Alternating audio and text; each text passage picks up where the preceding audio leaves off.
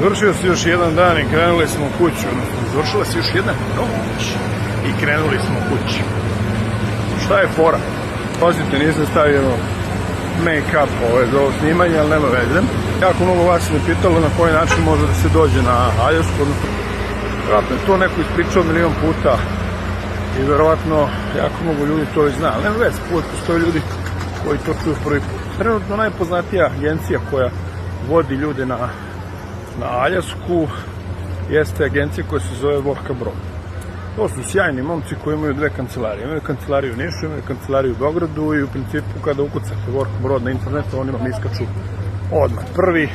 Tako da generalno tamo imate kontakt telefona, imate sve, možete da kontaktirate i pitate šta se dešava. Ono što sam ja načuo jeste da će u nekom narednom periodu, odnosno u narednim godinama, opet biti srpski radnici interesantni, tako da će verovatno biti ponuda za posao za sledeću godinu.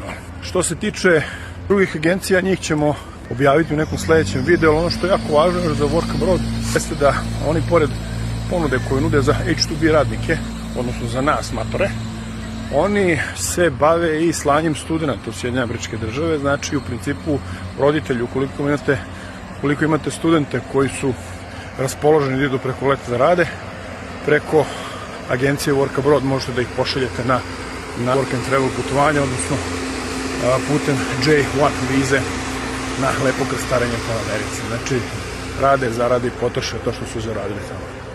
Jedno sjajno iskustvo.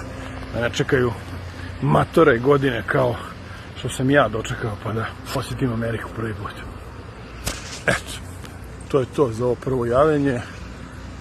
Sledi nastavak vezano za agencije iz Srbije koje šalju ljude u Sjedinjene Američke Države. Ja sam recimo čovjek koji vole avanture i ja stalno menjam destinacije i meni je jednostavno ovo ušlo u krv posle 11 godina.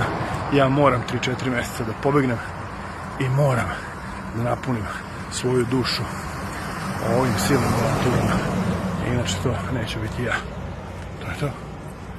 Ćao.